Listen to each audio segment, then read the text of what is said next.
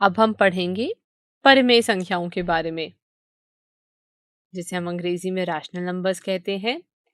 एक परिमेय संख्या ऐसी संख्या है जिसे p बाय q के रूप में लिखा जा सकता है, जहां p और q पूर्णांक है और q शून्य के बराबर नहीं है।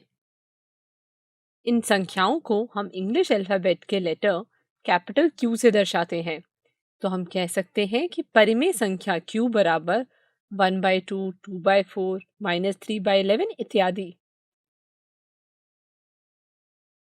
क्या हम कह सकते हैं कि -25 एक परिमेय संख्या है? जी हाँ, क्योंकि -25 को हम -25/a के फॉर्म में लिख सकते हैं। यहाँ पर -25 बराबर p, 1 बराबर q है। इसका मतलब यह p बाय q की फॉर्म में है, इसलिए यह एक परिमेय संख्या है। चलिए कुछ संख्याएं देखते हैं, क्या इनमें कुछ समानता है? सिंप्लीफाई करने पर हम कह सकते हैं कि सभी संख्याएं एक समान हैं। ऐसी संख्याओं को तुल्य परिमेय संख्या कहा जाता है और अंग्रेजी में इसे इक्विवेलेंट रैशनल नंबर्स। चलिए अब एक प्रश्न देखते हैं कि दिया गया कथन सत्य है या असत्य। प्रश्न कुछ इस प्रकार है, प्रत्येक पूर्ण संख्या एक प्राकृतिक संख्या होती है। क्या ये सत्य है या असत्य? यह एक असत्य वाक्य है, क्योंकि शून्य एक पूर्ण संख्या है लेकिन यह प्राकृतिक संख्या नहीं है। दूसरा प्रश्न, क्या प्रत्येक पूर्णांक एक परिमेय संख्या होती है?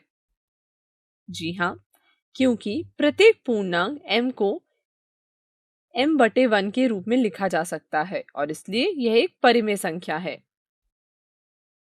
तीसरा प्रश्न, क्या प्रत्येक परिमेय संख्या एक पूर्णांक होता है? जी नहीं। उदाहरण के लिए एक परिमेय संख्या 2/7 पूर्णांक नहीं है। ध्यान दीजिए, किन्हीं भी दिए गए दो परिमेय संख्या के बीच अपरिमित रूप से अनेक परिमेय संख्या होती है। तो इसका प्रूफ देखते हैं। प्रश्न कुछ इस प्रकार है, 1 और 2 के बीच में परिमेय संख्या ज्ञात कीजिए। 1 को हम 10/10 के रूप में भी लिख सकते हैं और 2 को हम 20/10 के रूप में। इसी तरह हम इन दोनों संख्याओं को परिमेय संख्या के स्टैंडर्ड रूप में परिवर्तित कर दिया है। अब हमारे लिए इन दोनों के बीच परिमेय संख्या ज्ञात करना आसान हो गया है।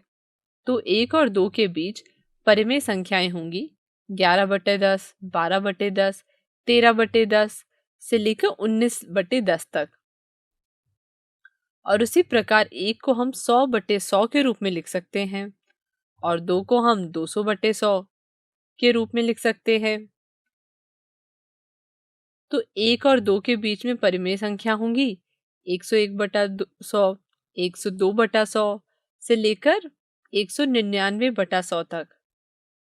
इसी प्रकार 1 और 2 के बीच अनंत परिमेय संख्या हो सकती हैं। चलिए तब ये प्रश्न हल कीजिए। 3/5 और 4/5 के बीच 5 परिमेय संख्या ज्ञात कीजिए। वीडियो को रोकें और इस प्रश्न को खुद से हल करने का प्रयास करें। चलिए अब इसका हल देखते हैं। हल कुछ इस प्रकार है, 3/5 को हम 30/50 के रूप में लिख सकते हैं और 4/5 को हम लिख सकते हैं 40/50 के रूप में। तो हम कोई भी 5 परिमेय संख्या ले सकते हैं, जैसे 31/50, 32/50 से लेकर 35/50 तक। इसे अपनी कॉपी में लिख लें। यही हमारा उत्तर है। धन्यवाद।